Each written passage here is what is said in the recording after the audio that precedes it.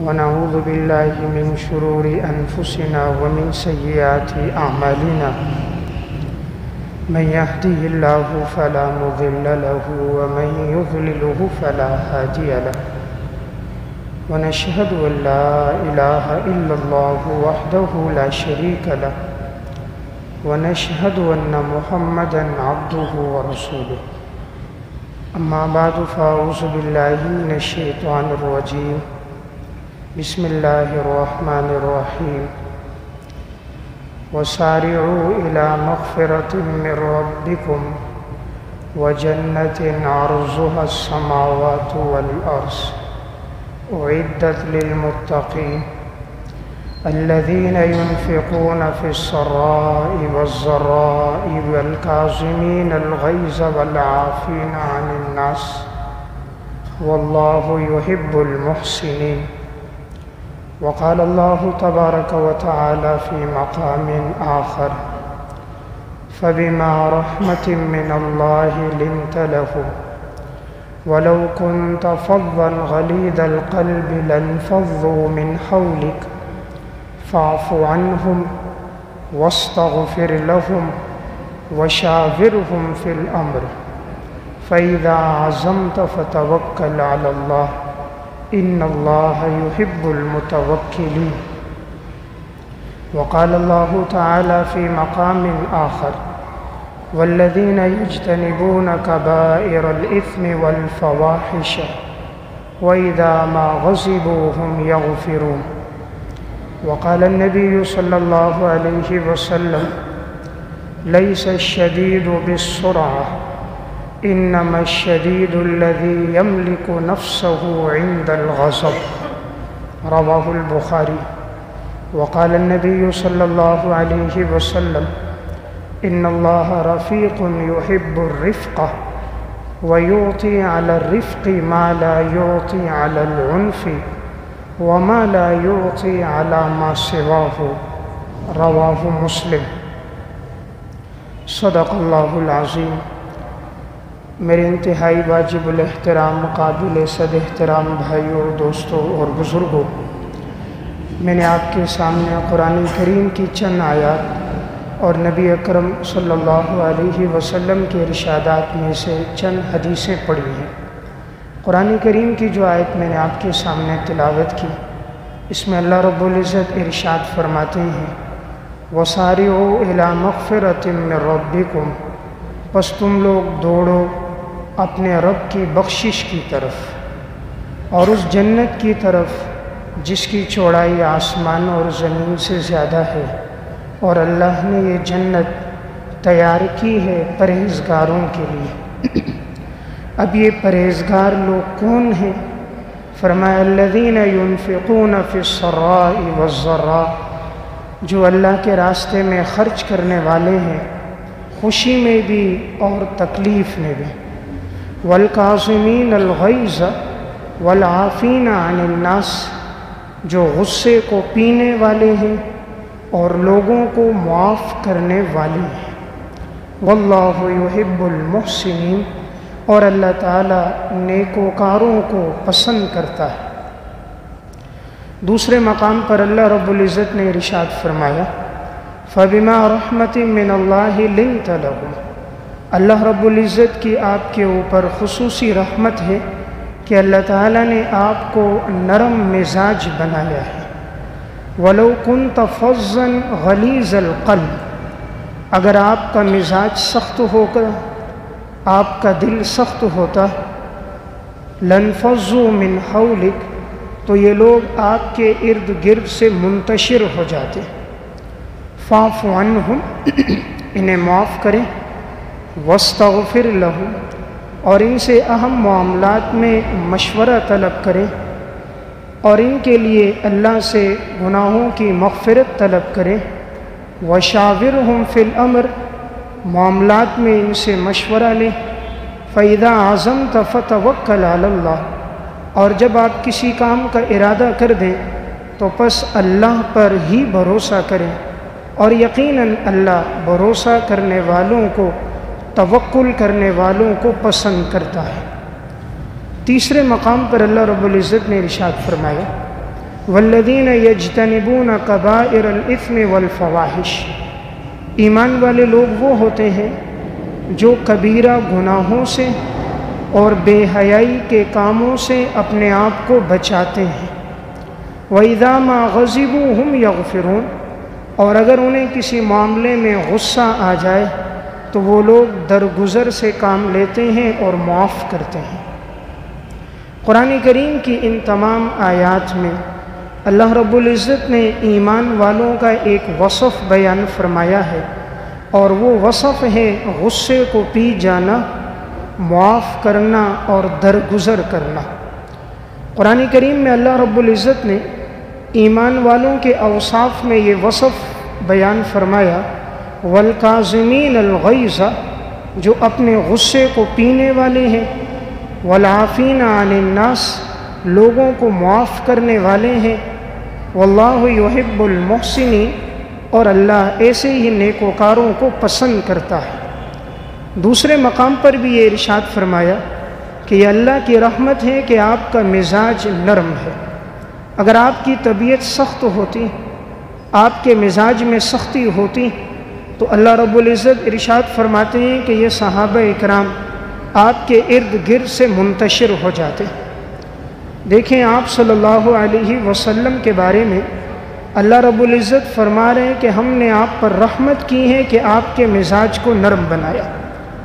اگر آپ کا مزاج سخت ہوتا تو یہ لوگ ارد گرد سے منتشر ہو جاتے۔ اب وہ کون لوگ تھے حضور کے ارد گرد؟ وہ صحابہ اکرام کی جماعت ہے، اور جماعت صحابہ کو سب سے زیادہ محبت جناب رسول اللہ صلی اللہ علیہ وسلم سے تھی۔ لیکن اللہ رب العزت فرما رہے کہ اگر آپ کے مزاج میں سختی آئے گی، آپ کے مزاج میں ترش روئی آئے گی، نقصان کیا ہوگا؟ لن فضو، یہ لوگ بھاگ جائیں گے۔ لن فضو کا اطلاق اس وقت ہوتا ہے جب کوئی حادثہ ہو جائے، مثلا کوئی زلزلہ ہو جائے تو انسان کتنی تیزی سے بھاگتا ہے، عمارتوں سے نکلتا ہے اپنی جان بچانے کے لیے۔ تو اشارہ کیا یہ لوگ تیزی سے آپ کے ارد گرد سے بھاگ جائیں گے اگر آپ کے مزاج میں سختی ہوگی۔ فاعف عنہم، ان کو معاف کرو، واستغفر لہم، ان کے لیے اللہ کے ہاں گناہوں کی بخشش طلب کرو، اور ان سے اہم معاملات میں مشورہ طلب کرو۔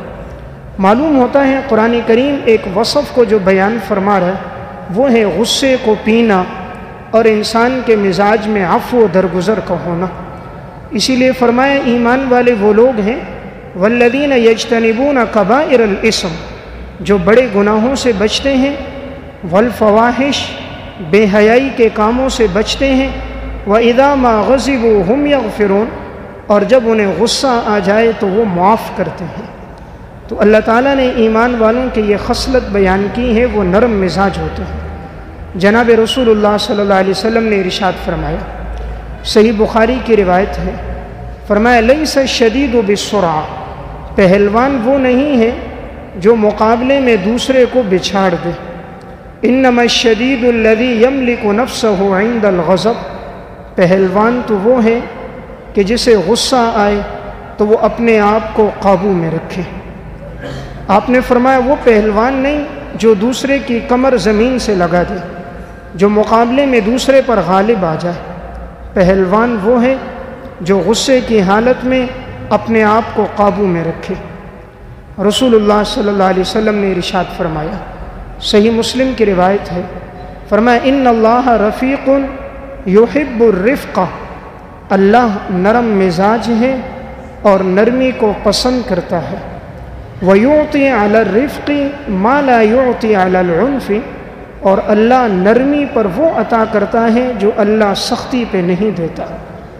وَمَا لَا يُعْطِي عَلَى مَا سِوَاهُ، اور نہ ہی اللہ اس کے علاوہ کسی چیز پر دیتا ہے جو اللہ نرمی پر انسان کو عطا فرماتا ہے۔ رسول اللہ صلی اللہ علیہ وسلم نے ارشاد فرمایا، جس چیز میں نرمی آ جائے اس چیز میں حسن آ جاتا ہے، اور جس چیز سے نرمی چلی جائے تو وہ چیز داغدار ہو جاتی ہے۔ معلوم ہوا چیزوں میں خوبصورتی انسان کے مزاج کی نرمی کے ساتھ ہے۔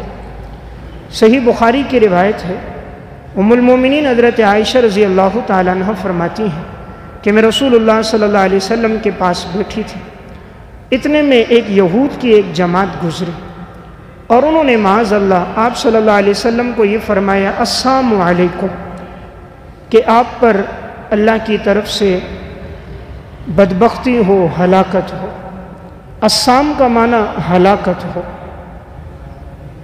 رسول اللہ صلی اللہ علیہ وسلم نے صرف جواب میں فرمایا وعلیکم۔ ام المومنین حضرت عائشہ رضی اللہ تعالیٰ عنہ نے جب یہ جملہ سنا کہ یہود نے آپ صلی اللہ علیہ وسلم کے بارے میں یہ نازیبہ جملہ کہا کہ آپ کے لیے ہلاکت ہو، تو ام المومنین نے جواب میں کہا وعلیکم السام واللعنت، تمہارے اوپر ہلاکت بھی ہو اور تمہارے اوپر اللہ کی لعنت بھی ہو۔ آپ صلی اللہ علیہ وسلم نے جملہ سن لیا، آپ نے فرمایا مہلاً یا عائشہ، عائشہ ٹھہر جاؤ، فإن اللہ رفیق یحب الرفق فی الامر کلہ، اللہ نرم مزاج ہے اور تمام معاملات میں نرمی کو پسند کرتا ہے۔ انہوں نے فرمایا یا رسول اللہ آپ نے نہیں سنا کہ انہوں نے آپ کے بارے میں یہ کہا کہ معاذ اللہ ہلاکت ہو؟ آپ نے فرمایا میں نے انہیں جواب دے دیا وعلیکم کہ تمہارے اوپر ہلاکت ہو، تو تم نے گویا یہ جملہ آگے کیوں بڑھایا واللعنت، یعنی اتنا جملہ کافی تھا، انہوں نے میرے لیے کہا تمہاری ہلاکت ہو تو میں نے جواب میں کہہ دیا تمہاری ہلاکت ہو، تو یہ جو آگے تم نے جملہ بڑھایا واللعنت کہ تمہارے اوپر لعنت بھی ہو تو ایسا مت کرو، یعنی یہ جملہ مت آگے بڑھاؤ۔ اللہ تمام معاملات میں نرمی کو پسند کرتا ہے، یعنی حدود سے آگے نہ بڑھے۔ یہاں دیکھیں کہ یہود کتنے سخت جملے کہہ رہے ہیں اور ام المومنین آپ صلی اللہ علیہ وسلم کی محبت میں صرف ایک جملہ بڑھا دیتی ہیں، لیکن آپ فرماتے ہیں کہ نہیں یہ جملہ مت بڑھاؤ۔ اس سے اندازہ یہ ہوتا ہے، ہمیں معلوم یہ ہوتا ہے شریعت جو ہمیں بات بتانا چاہ رہی ہے وہ انسان کے مزاج کا اعتدال ہے، اور مزاج میں عفو و درگزر اور نرمی ہے۔ رسول اللہ صلی اللہ علیہ وسلم کے مزاج میں عفو و درگزر کتنا تھا؟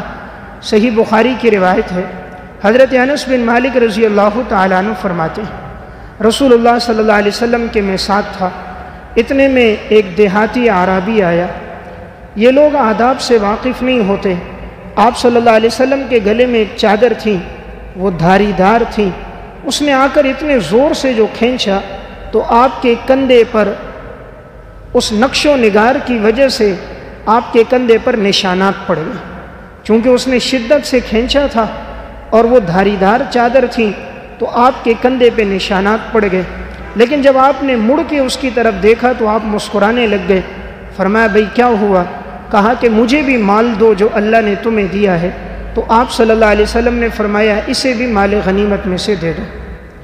واقعہ سنانے کا مقصد کہ ایک دیہاتی اتنے زور سے چادر کھینچ رہا ہے کہ جسم پہ نشانات پڑ رہے، لیکن آپ کا عفو و درگزر کتنا ہے کہ آپ نے صرف معافی نہیں کیا، مسکرائے بھی اور آپ نے اسے مال بھی عطا فرمایا۔ حضرت جبیر ابن مطعم رضی اللہ تعالیٰ عنہ سے روایت ہے، صحیح بخاری اور مسلم کی روایت ہے کہ رسول اللہ صلی اللہ علیہ وسلم جب حنین کے معرکے سے واپس آئے تو آپ صلی اللہ علیہ وسلم نے مال غنیمت کو تقسیم فرمایا۔ آپ نے جس کو مناسب سمجھا آپ نے اسے مال غنیمت دیا۔ ایک شخص وہاں پر تھا اور اس نے یہ جملہ معاذ اللہ کہا کہ آپ صلی اللہ علیہ وسلم نے عدل اور انصاف نہیں کیا، یعنی معاذ اللہ عدل کے ساتھ یہ تقسیم نہیں ہوئی، یہ ظلم کے ساتھ تقسیم ہوئی ہے، اور آپ کو خطاب کر کے کہنے لگا کہ آپ اللہ سے ڈرو۔ آپ صلی اللہ علیہ وسلم کو یہ جملہ معلوم ہوا۔ رسول اللہ صلی اللہ علیہ وسلم نے ارشاد فرمایا کہ اگر میں عدل نہیں کروں گا اور اللہ کا رسول عدل نہیں کرے گا تو دنیا میں کون عدل کرے گا؟ یعنی یہ کیسے ہو سکتا ہے کہ اللہ اور اللہ کا رسول عدل نہ کرے؟ پھر آپ نے ایک جملہ فرمایا لقد اوذی موسیٰ اکثر من ھذا فصبر، موسیٰ علیہ السلام کو مجھ سے زیادہ اذیتیں دی گئیں لیکن انہوں نے صبر کیا تو میں بھی صبر کرتا ہوں۔ یعنی کتنا سخت جملہ وہ کہہ رہا ہے کہ آپ عدل نہیں کر رہے، آپ انصاف نہیں کر رہے، آپ اللہ سے ڈرو، پیغمبر کو کہہ رہا ہے۔ لیکن امام الانبیاء صلی اللہ علیہ وسلم نے اس سے درگزر بھی کیا اور آپ نے فرمایا موسیٰ علیہ السلام کو مجھ سے زیادہ بنی اسرائیل نے اذیتیں دیں، انہوں نے صبر کیا، میں بھی صبر کرتا ہوں۔ تو آپ کی زندگی کا ایک وصف تھا عفو و درگزر، معافی، تحمل، مزاجی اور نرمی، یہ حضور کے مزاج میں تھا۔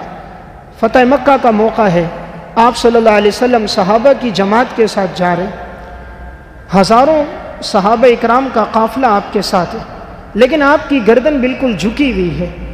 حالانکہ انسان جب کسی شہر میں فاتح بن کر جاتا ہے، اکڑ کر جاتا ہے، سینہ تان کر جاتا ہے، نعرے لگاتا ہوا جاتا ہے، جھنڈے لہراتا ہوا جاتا ہے، لیکن آپ اتنے جھکے ہوئے تھے گویا کہ آپ کا سر سواری سے لگنے والا ہو، اور جب آپ پہنچے ہیں تو آپ نے سب کو معاف کر دیا۔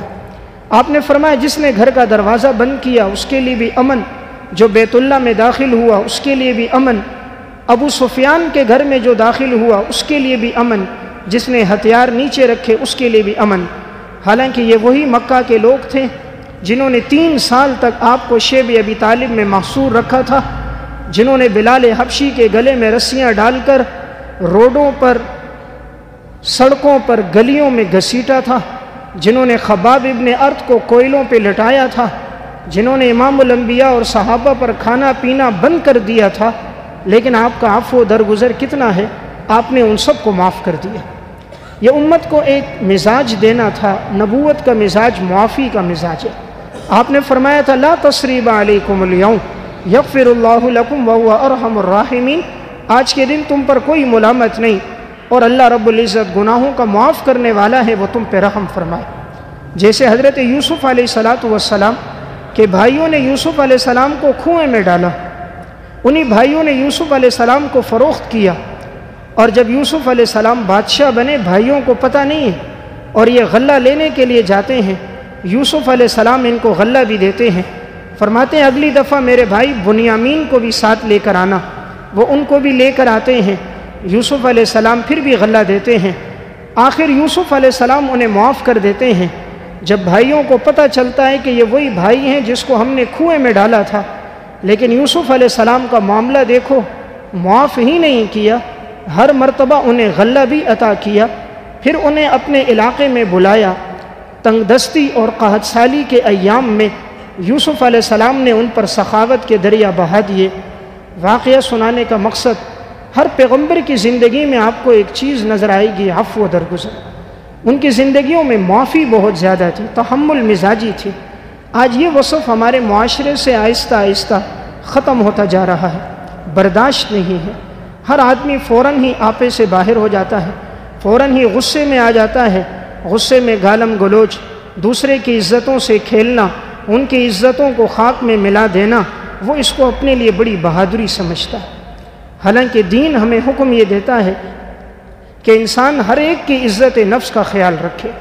تو میں عرض کر رہا تھا رسول اللہ صلی اللہ علیہ وسلم کے مزاج میں اس قدر نرمی تھی کہ طائف کا معرکہ ہے، آپ صلی اللہ علیہ وسلم طائف کے موقع پہ جا کے دعوت دے رہے ہیں، بجائے یہ کہ وہ لوگ ایمان لاتے، اوباشوں نے آپ پر پتھر برسائے، جسم لہو لوہان ہو گیا، خون بہنے لگ گیا، لیکن آپ نے انہیں بھی معاف فرما دیا اور فرمایا اللہم اہد قومی فإنہم لا یعلمون، اے اللہ میرے قوم کے لوگوں کو ہدایت دے دے، یہ لوگ نہیں جانتے۔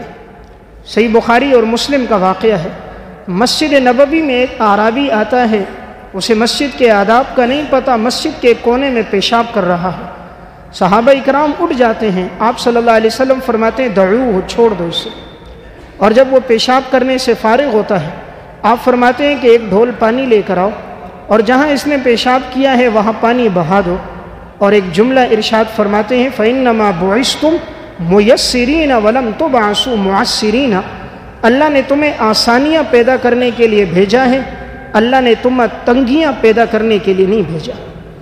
تم امت کے لیے آسانیاں پیدا کرو، سختیاں نہیں پیدا کرو۔ تو اندازہ کریں پیشاب کہاں کر رہا ہے، گھر میں نہیں، مسجد میں، عام مسجد میں نہیں، مسجد نبوی میں، کسی مولوی کے سامنے نہیں، امام الانبیاء موجود ہے ادھر کر رہا، لیکن آپ کے مزاج کا عفو و درگزر، آپ نے معاف بھی فرمایا، پھر قریب بلا کر سمجھایا کہ مسجد عبادت کی جگہ ہے، یہ بولو براز کی جگہ نہیں، یہاں قرآن کی تلاوت کی جاتی ہے، نماز پڑھی جاتی ہے، بولو براز کی حاجت ہو تو باہر چلے جایا کرو۔ تو دیکھیں آپ صلی اللہ علیہ وسلم کتنی نرمی سے سمجھا رہے ہیں۔ صحیح مسلم کی روایت ہے، حضرت معاویہ بن حکم سلمی رضی اللہ تعالیٰ عنہ، وہ فرماتے ہیں کہ میں نماز میں تھا، ابتدا میں نماز کے دوران سلام کے جواب دینے کی اجازت تھی، چھینکنے والے کے جواب دینے کی اجازت تھی، آہستہ آہستہ یہ چیزیں ختم ہو گئیں۔ معاویہ بن حکم سلمی کو یہ بات معلوم نہیں تھی، تو نماز میں کسی کو چھینک آ گئی تو انہوں نے جواب میں کہا یرحمک اللہ۔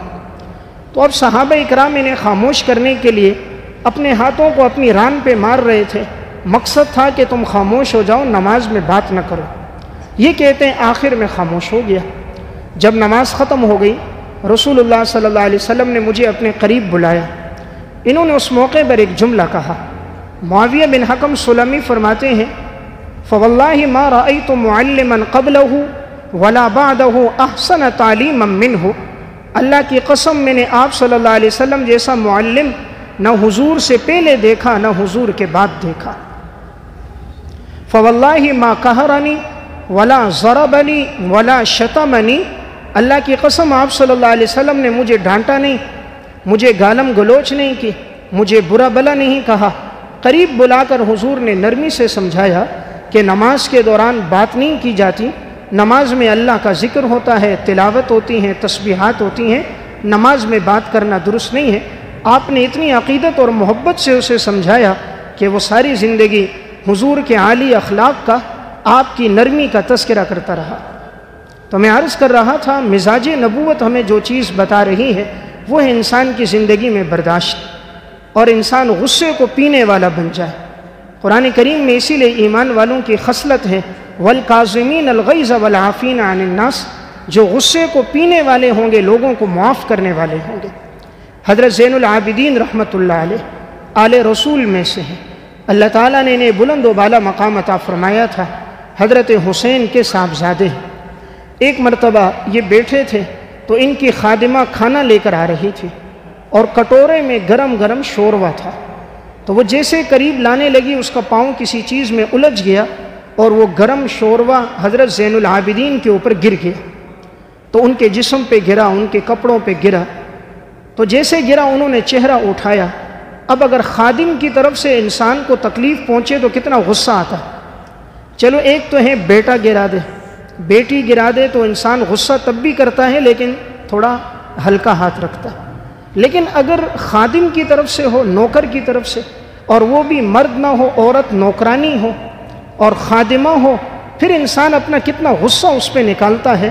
لیکن زین العابدین نے ان کی طرف جب دیکھا، وہ خاتون قرآن کریم پڑھی ہوئی تھی، قرآن کی حافظہ تھی، عالمہ تھی، اس نے فوراً قرآن کی یہ آیت پڑھی والکاظمین الغیظ، ایمان والے وہ ہوتے ہیں جو غصے کو پی لیتے ہیں۔ حضرت زین العابدین نے غصے کو پی لیا۔ اس نے اگلا ٹکڑا پڑھا والعافین عن الناس، ایمان والے وہ ہوتے ہیں جو لوگوں کو معاف کرتے ہیں، فرمایا میں نے تجھے معاف کر دیا۔ اس نے اگلا جملہ پڑھا واللہ یحب المحسنین، ایمان والے وہ ہوتے ہیں جو نیکوکاری کو پسند کرتے ہیں، اور اللہ بھی ایسے نیک لوگوں کو پسند کرتا ہے۔ کہا جا میں نے تجھے اللہ کی رضا کے لیے آزاد کر دیا، یعنی غصہ بھی برداشت کیا، معاف بھی کیا، آزاد بھی کر دیا۔ آج یہ ہماری طرح کوئی ہوتا کتنا غصہ نکال دیتا۔ آج کہتے ہیں جی فلاں کا بلڈ پریشر ہائی ہو گیا، کوئی غصے میں آ جائے جی فلاں کا بلڈ پریشر ہائی ہو گیا، لیکن یہ بلڈ پریشر بڑا سمجھدار ہے، یہ اس وقت ہائی ہوتا ہے جب وہ آدمی اپنے سے نیچے ہوتا ہے، لیکن جب سیر کو سوا سیر مل جائے تو یہ بلڈ پریشر ہائی نہیں ہوتا۔ یہ ہائی کس پر ہوگا؟ اپنے نوکروں پر، خادموں پر، مزدوروں پر، استاد ہیں تو شاگردوں پر، باپ ہے تو اولاد پر، لیکن اگر سوا سیر مل گیا تو یہ کبھی ہائی نہیں ہوتا۔ معلوم یہ ہوتا ہے بلڈ پریشر ہائی نہیں ہوا، یہ غصے کا برداشت کرنا یہ وصف اس کی زندگی میں نہیں ہے۔ یہ غصے کو قابو میں رکھنا اللہ نے یہ ایمان والوں کو ایک وصف عطا فرمایا، اس لیے حضرات صحابہ کی زندگی میں یہی وصف تھا۔ مسند احمد کی روایت ہے، حضرت ابو بکر صدیق رضی اللہ تعالیٰ عنہ فرماتے ہیں کہ میں ایک مجلس میں تھا، رسول اللہ صلی اللہ علیہ وسلم بھی بیٹھے، اتنے میں ایک شخص آ گیا اور وہ مجلس میں آتے ہی حضرت ابو بکر صدیق رضی اللہ تعالیٰ عنہ کو برا بھلا کہنے لگا، یہاں تک کہ اس نے گالم گلوچ بھی شروع کر دی۔ حضرت ابو بکر صدیق رضی اللہ تعالیٰ عنہ خاموش رہے، کافی دیر خاموش رہے، برداشت کرتے رہے۔ آپ صلی اللہ علیہ وسلم بھی یہ دیکھ رہے ہیں اور حضور دیکھ کر مسکرا بھی رہے ہیں۔ کافی دیر کے بعد صدیق اکبر سے برداشت نہ ہوا، تو انہوں نے اس کو جواب دے دیا۔ جب جواب دیا تو حضور مجلس سے اٹھ کر چلے گئے۔ حضرت ابو بکر صدیق آپ صلی اللہ علیہ وسلم کے پاس گئے، کہا یا رسول اللہ وہ مجھے برا بھلا کہتا رہا، میں خاموش رہا، آپ بیٹھے رہے، اور جب میں نے جواب دیا تو آپ مجلس سے اٹھ کر چلے گئے۔ آپ صلی اللہ علیہ وسلم نے فرمایا ابو بکر، جب وہ تمہیں برا بھلا کہہ رہا تھا تم خاموش تھے تو ایک فرشتہ تمہاری طرف سے اسے جواب دے رہا تھا، لیکن جب تم نے جواب دینا شروع کیا تو وہ فرشتہ چلا گیا، شیطان آ گیا۔ اب شیطان مجلس میں آ گیا تو میں اس مجلس میں نہیں بیٹھتا جس میں شیطان ہوتا ہے، اس لیے میں اٹھ کے چلا گیا۔ تو واقعہ سنانے کا مقصد کیا ہے؟ جب انسان برداشت کرتا ہے اللہ اسے عزت عطا فرما دیتا ہے، برداشت کرتا ہے فرشتہ اس کی طرف سے جواب دے دیتا ہے۔ آپ نے اس موقع پر یہ ارشاد فرمایا جس پر ظلم کیا گیا اور اس نے آگے سے معاف کر دیا اللہ اس کی عزت کو بڑھا دیتا ہے۔ اور آپ نے فرمایا جس نے صلہ رحمی کو قائم کیا، لوگوں کو عطا کیا، اللہ اس کے مال کو دگنا کر دیتا ہے۔ اور آپ نے فرمایا جو لوگوں سے مانگتا ہے تاکہ اس کا مال بڑھ جائے، اللہ اس کے مال کو بڑھاتا نہیں ہے، جتنا مانگتا ہے اس کا مال اور گھٹتا ہے۔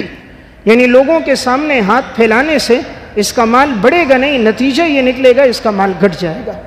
تو میں عرض یہ کر رہا تھا شریعت ہمیں جس بات کا درس دیتی ہے وہ انسان کا اپنے آپ کو قابو میں رکھنا ہے۔ حضرت ابراہیم ابن ادہم رحمۃ اللہ علیہ بڑے اللہ والے بزرگ گزرے، ان کا واقعہ علامہ ابن خلکان رحمۃ اللہ علیہ نے وفیات الاعیان و انباء ابناء الزمان میں نقل کیا۔ بڑے نیک صالح انسان تھے، ایک دفعہ کشتی میں بیٹھے جا رہے، اچانک کشتی کے اندر ایسا ہوا جیسے ہی سفر شروع ہوا سمندر کی موجوں میں طغیانی آ گئی اور قریب تھا کہ کشتی الٹ جاتی اور سارے ڈوب جاتے۔ اتنے میں کشتی میں ایک شخص نے لوگوں سے کہا ابراہیم ابن ادہم یہ بیٹھے، ان سے دعاؤں کا کہو، اللہ ان کی دعا بڑی قبول فرماتا ہے۔ تو وہ شخص ابراہیم ابن ادہم کے پاس لوگ گئے، حضرت دعا فرمائیے۔ ابراہیم ابن ادہم رحمۃ اللہ علیہ نے دعا کی، اے اللہ تو نے ہمیں اپنی قدرت دکھا دی، اب ہمیں اپنی رحمت بھی دکھا دے۔ تو نے اپنی قدرت دکھا دی کہ موجوں میں طغیانی آ گئی، اے اللہ تو ہمیں ابھی اپنی رحمت بھی دکھا دے۔ تو فوراً ہی طغیانی ختم ہو گئی اور سمندر کو قرار مل گیا۔ یہ ابراہیم ابن ادہم مزاج میں کتنی نرمی تھی، اسی وفیات الاعیان میں ابن خلکان رحمۃ اللہ علیہ نے واقعہ لکھا۔ فرماتے ہیں ایک جگہ یہ گزر رہے تھے، کسی شخص نے ان کو اپنے باغ کے اندر نگران بنا دیا کہ کوئی پھل نہ توڑے، تم یہاں ٹھہرو۔ اتنے میں ایک وہاں کا شرطی پولیس والا آیا، اس کے ہاتھ میں کوڑا تھا اور اس نے آ کر انگور کے ان بیلوں کو دیکھا، توڑنے لگا، اس نے منع کر دیا۔ ابراہیم ابن ادہم نے فرمایا کہ مالک نے منع کیا ہے تو مت توڑو۔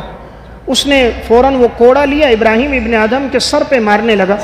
انہوں نے اپنا سر آگے سے جھکا دیا، فرمایا مارو، اس سر نے اللہ کی بڑی نافرمانی کی، اس نے بڑی اللہ کی نافرمانی کی ہے، اسے مارو۔ وہ شخص شرمسار ہو گیا اور جب اسے پتہ چلا ابراہیم ابن ادہم ہے تو گناہوں کی معافی مانگنے لگا۔ میں عرض کر رہا تھا جب انسان نرمی پہ چلتا ہے اللہ اسے عزت دے دیتا ہے، اور جب انسان غصے پہ چلتا ہے بعد میں نتیجہ یہ نکلتا ہے رسوا ہوتا ہے۔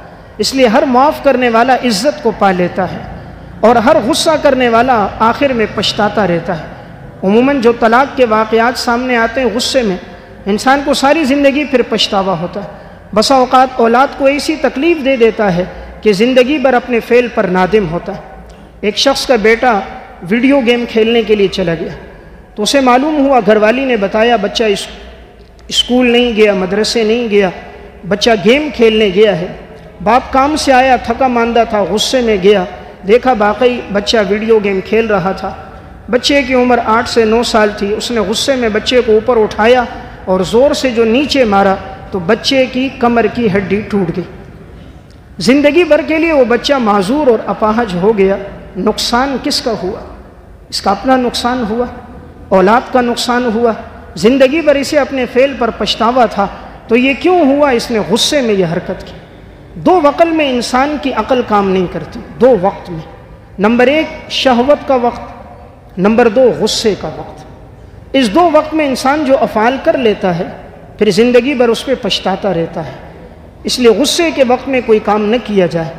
اسی لیے شریعت ہمیں یہ کہتی ہے جب غصہ آ جائے تو انسان پانی پی لے، اعوذ باللہ من الشیطان الرجیم پڑھ لے، اپنی حالت کو تبدیل کر دیں تاکہ حالت کے بدلنے سے اس کا غصہ دور ہو جائے۔ یہ غصہ صرف اخروی نقصان نہیں ہے، جسمانی بھی نقصان ہے۔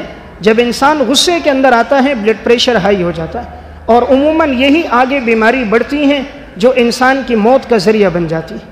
بسا اوقات یہی بیماری ہے درد سر کا ذریعہ بن جاتی ہے۔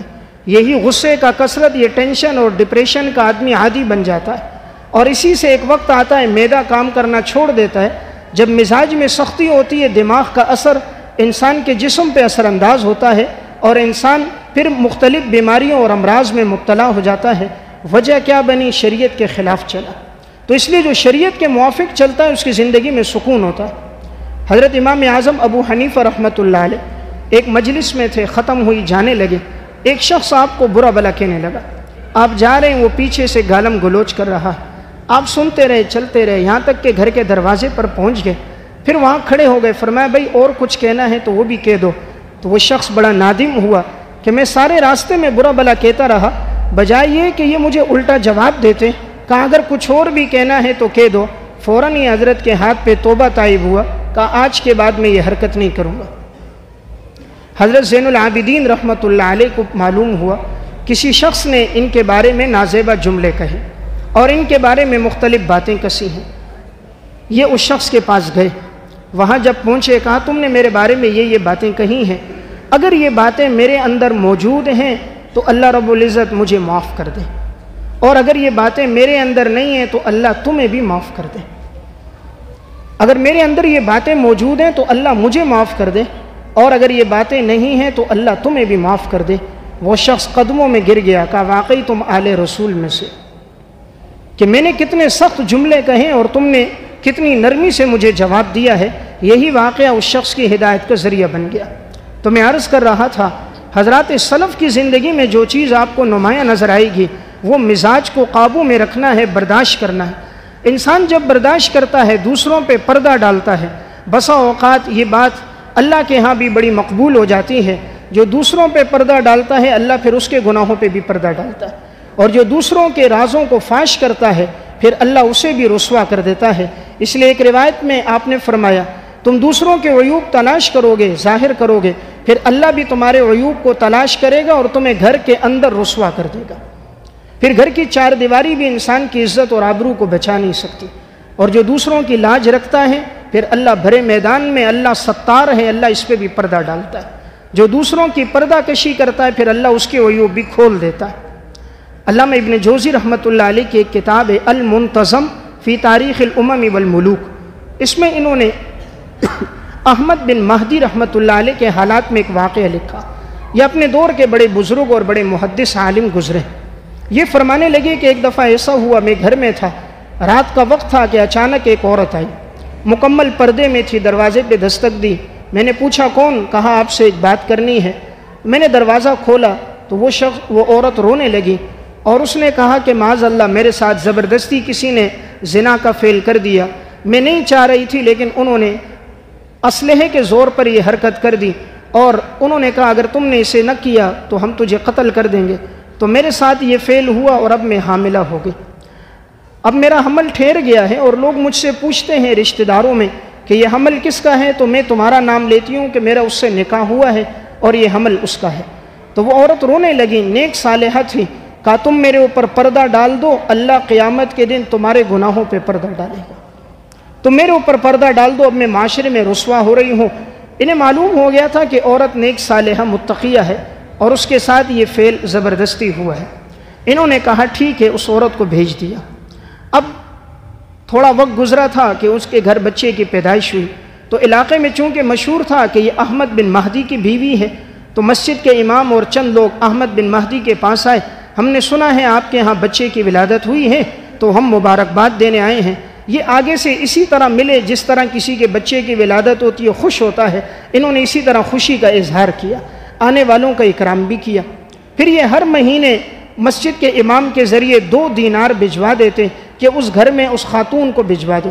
وہ کہتے آپ خود نہیں جاتے، کہا بس کچھ ناچاکی ہے میں نہیں جا سکتا، لیکن تم یہ خرچہ اسے دے دیا کرو۔ ہر مہینے 2 دینار اس کے ہاں بھجوا دیتے۔ 2 سال گزر گئے، 2 سال کے بعد اچانک اس بچے کا انتقال ہو گیا۔ اب لوگ اس کے پاس تعزیت کے لیے آتے ہیں، تو انہوں نے اپنا اسی طرح حلیہ رکھا جس طرح کسی کے بیٹے کا انتقال ہوتا ہے۔ اپنے مزاج سے بھی اسی طرح تاثرات سے بھی انہوں نے اس بات کا اظہار رکھا۔ لوگ ان کے پاس آتے رہے، تعزیت کرتے رہے۔ چند دن گزر گئے، اچانک ایک دن وہ رات کو وہی خاتون پھر آئی اور اس کے پاس ایک تھیلا تھا۔ دروازے پہ دستک دی اور وہ تھیلا ان کی طرف بڑھایا، کہا جو دینار تم مجھے دیا کرتے تھے وہ تمام دینار یہ ہیں، میں اسے جمع کرتی تھی اور میں نے کہا میں آپ کے احسان کا بدلہ دوں گی، یہ دینار تم لے لو جو تم نے مجھے دیے تھے، اور تم نے میرے اوپر پردہ ڈالا، اللہ قیامت کے دن تمہارے گناہوں پہ پردہ ڈال دے۔ احمد بن مہدی رحمۃ اللہ علیہ کہتے ہیں میں نے آگے سے کہا میں نے جو تمہیں یہ رقم دی تھی ہدیے کے طور پہ دی تھی اس بچے کے لیے، اب میں واپس نہیں لے سکتا، اور انہوں نے وہ رقم اس کو واپس کر دی۔ واقعہ سنانے کا مقصد کیا ہے؟ معاشرے میں ایسے لوگ بھی ہوتے ہیں جو ستار ہوتے ہیں، جو دوسروں کے عیوب پہ پردہ ڈالتے ہیں، تو اللہ رب العزت پھر اس انسان کے عیوب پہ پردہ ڈال دیتا ہے، اور جو دوسروں پہ دوربین فٹ کر کے ان کے عیوب تلاش کرنا شروع کر دیتے ہیں، پھر اللہ انہیں بھی رسوا کر دیتا ہے۔ اس لیے اللہ سے تو کوئی چیز مخفی نہیں، انسان لوگوں سے کوئی چیز پوشیدہ کر سکتا ہے، رب العالمین سے کوئی بات مخفی نہیں رکھ سکتا، اور پھر اللہ رب العزت اس کے عیوب کو جب کھولتا ہے تو اپنوں پہ بھی ظاہر ہوتے ہیں، غیروں پہ بھی ظاہر ہوتے ہیں۔